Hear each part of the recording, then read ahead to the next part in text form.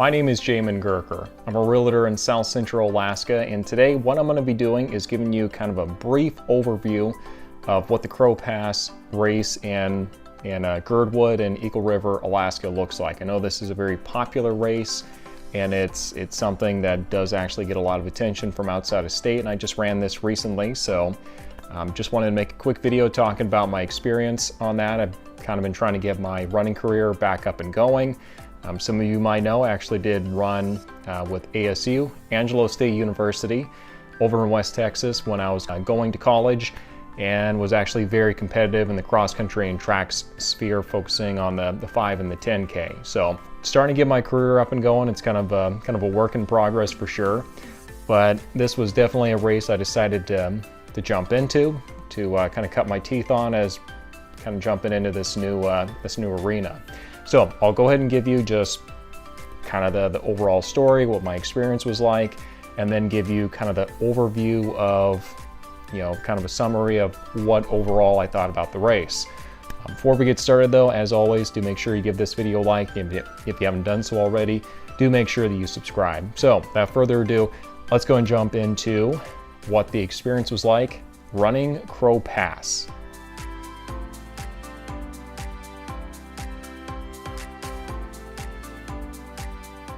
So the first thing to keep in mind is that this race, you climb over 3,500 feet, most of which is going to be in the first 3 miles. So the way it got set up for us, they started everybody off in 3 waves. So I was in first wave, left about 9 o'clock in the morning, and then we climbed 3,500 feet within the first 3 miles. And of course, you get a lot of people that really take off like bats out of hell. It's kind of like watching a high school miler race where everybody just takes off and maybe a little too fast. We did see a little bit of that. People started fast and really started dropping off once we started getting higher.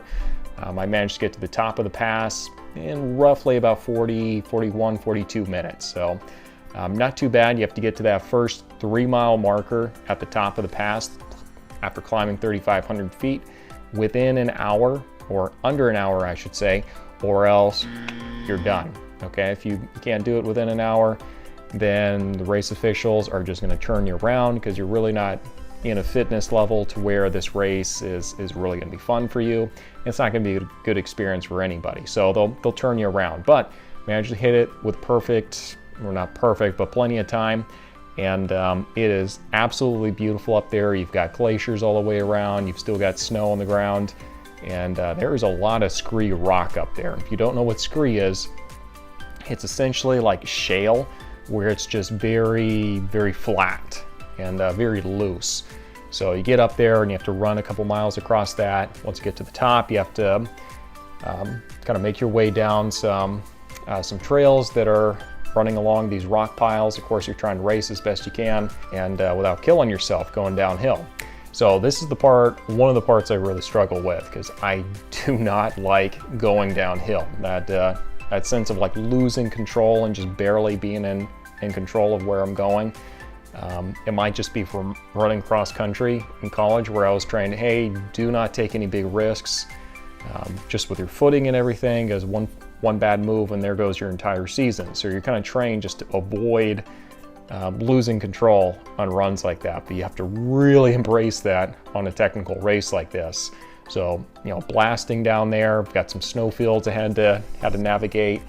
And then after that, after you get down into the timberline, I started getting into some of the funner parts. And I say that very sarcastically, because then got into the part where it's a lot of tall grass, but the trail is still rocky. Okay, there's still like roots and stuff like that over there. So this was a very technical part of the race. And within the first 4 miles, so about 1 mile past, getting to the top of the pass, I had or didn't have to. I actually came around the corner, going in a pretty good clip. Some grass was actually covering over a little spot. Thought it's okay, and just cracked my knee right into a boulder that was hiding under the grass. And that did not feel very good. I wasn't sure if my race was going to be over then or not. But decided to just keep soldiering on, and if it started bleeding too bad or started giving me some real problems, then I was gonna have to try to figure something out. But you get to a certain point in the race where you're about halfway in between, so it doesn't matter. You might as well finish it going the other way. So kept going down there, got into the timberline. One of the best parts of the race, after you've kind of navigated that part, it kind of opens up a little bit. You can see the trail a little bit better. Still lots of roots all the way around.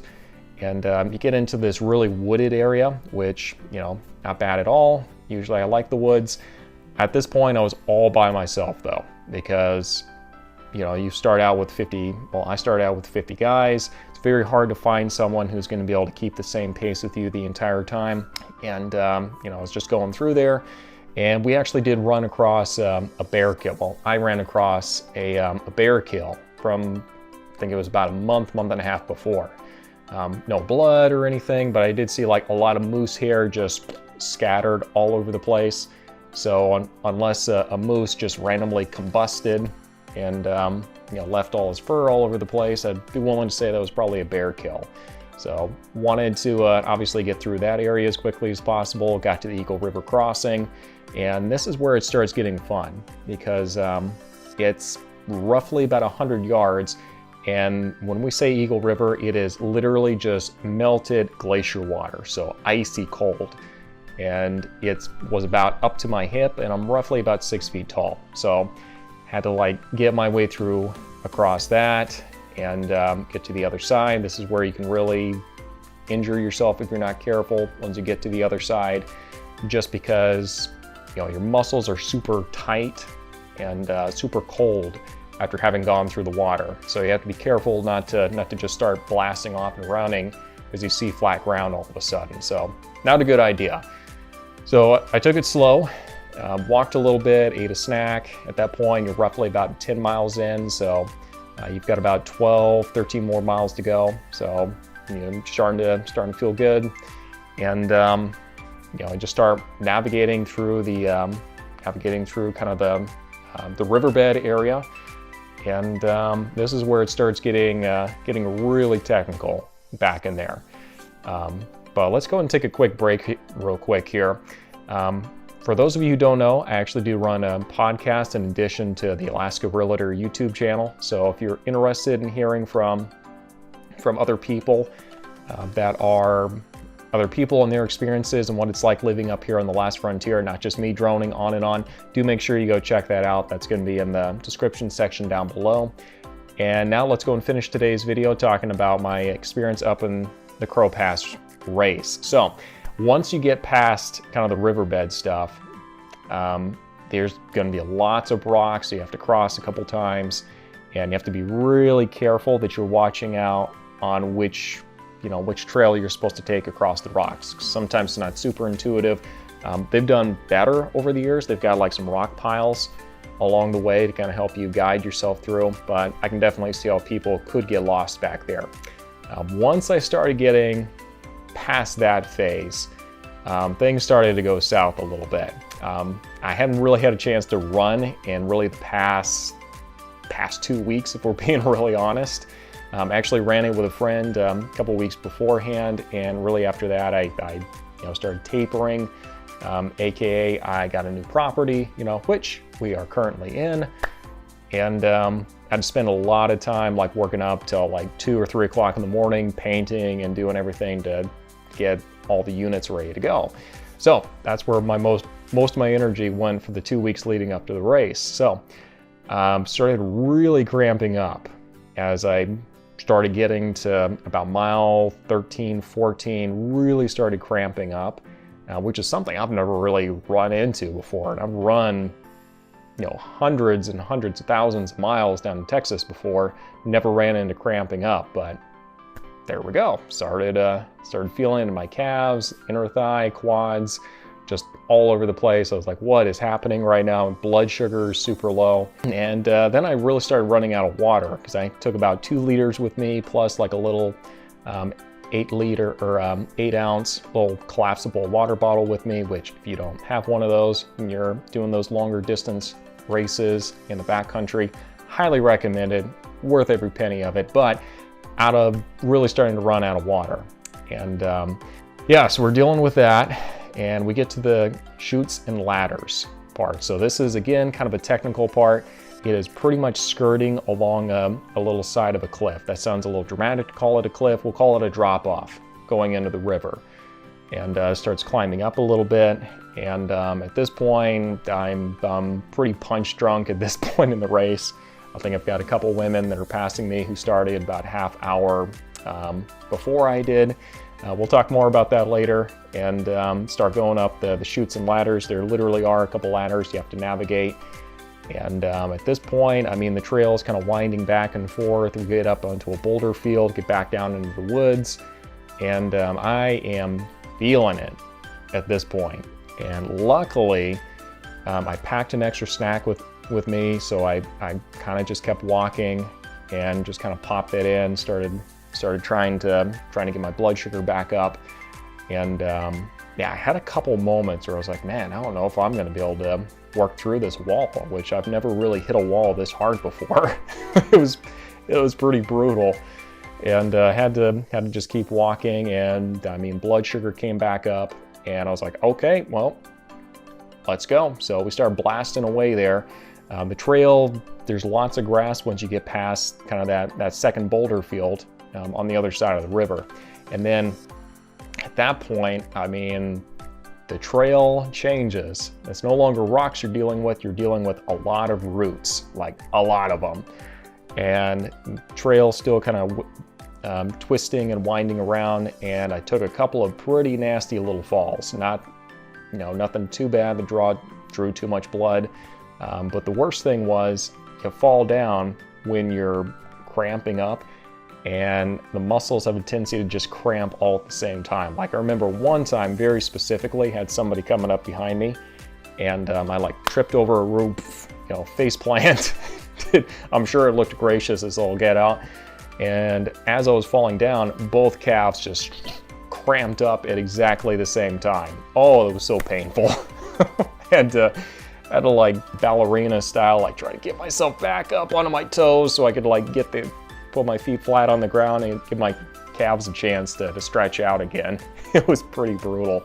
At this point, I am out of water, and there's really no way stations out there, because this is a run through the backcountry in Alaska. They've got a couple little waypoints, checkpoints here and there, but it's not like a 5K race in the middle of the city that's got water stations every other way. So won't necessarily recommend this. Worked out for me, but there is just a fresh running creek going through that area, and I stopped and just drank as much as that I could possibly get. Icy cold water, took it, just splashed it all over my face, trying to get myself ready to go again. And last couple miles, I was like, okay, let's go. It's time to hammer as best we can. Actually had a buddy who said, hey, I dare you, last mile, try to do like 6 anything for the last mile. So it's like, okay, here we go. So I'm going. I did not hit 6 something on the last mile, definitely not. I had a guy who was there, and we were kind of helping each other out a little bit, but I was completely out of it at that point. Like vision's kind of coming in and out. Muscles are all cramping pretty bad, and starting to lose some, I'm not going to say consciousness because that sounds too dramatic, but definitely starting to lose some ability to focus on the stuff that was around me. And so yeah, I kind of walked a little bit the past couple miles or so. Had some people like cheering me on. They're like, oh, you're great, you're not even sweating. It's like, that's not a good thing. It's really not. I haven't sweated for like an hour and a half at this point. So I get to the finish line, and as I'm going across, I'm doing like the little shuffle to at least give myself some dignity, and trip on a root right in front of the finish line, almost face plant right there to finish. But so yeah, that was my first experience racing it. You have 6 hours to get the 22.5 miles from Girdwood to Eagle River in the backcountry, and I managed to finish it in 4 hours and about 42 minutes. So not too bad, not as good as I would have hoped, but not too bad. That being said, though, we had a number of women who definitely finished ahead of me. So Couple of reasons for that, and this kind of goes into the overall review of the trail here. Number one, you attract a lot of really high caliber athletes, and if you have a really strong athletic woman out there, she's going to be able to hold her own just fine. Okay, and the reason for that is the trail is incredibly technical. So whereas men, we're typically going to have a lot more speed, a lot more endurance physically, you know, we can bring a lot more physicality to it if it's just like a track or something like that. That's not going to really account for very much when you're on a trail that is that technical. And this is why I bring this up as a summary. It's a very technical trail.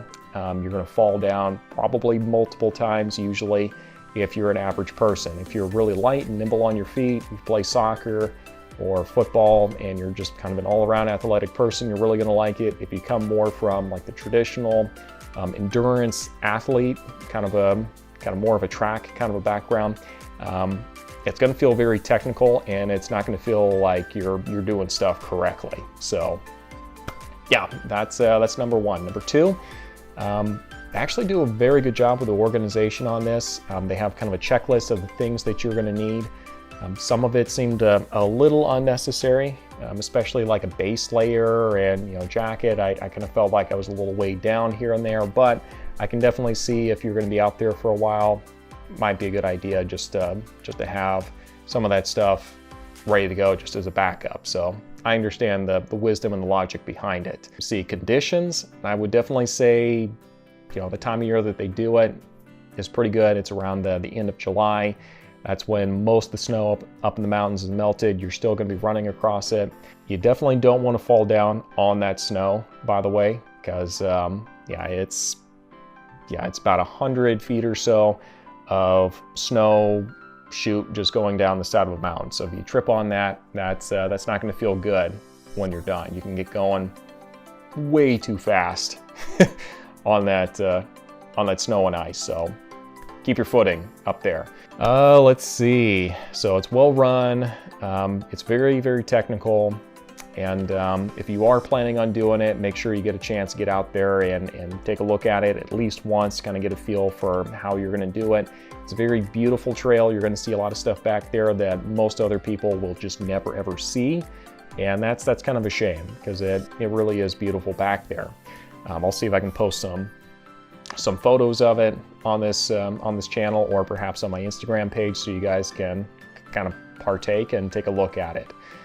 By the way, the course record was actually broken that day. Remember, I ran about 4:42, and there was a guy out there, real elite caliber athlete. And we have a number of really elite caliber guys and gals that get attracted out there. And he ran it in just over 2 hours and 50 minutes. So just blistering fast going through that area. So hats off to him.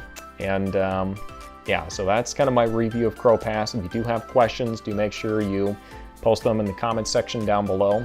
I'm looking at jumping into some more endurance races coming up here. I'm actually going to be heading down to Texas in January to do a 50-mile race down there. So if you have, I guess if you're doing a 50-mile race down in Texas in January, look left, look right on the finish line. I might be there with you. So thanks for watching. If you kind of like more of this format here, where it's a little bit more casual, I don't have the green screen behind me, and you'd like to see more videos more like this, then definitely make sure to leave those in the comment section down below. If you have questions for me that's a little bit better directed directly at me, do make sure that you message me through my Facebook page. The link for that is going to be in the description section down below. So without further ado, we're going to call this good for the day, and we'll see you next time.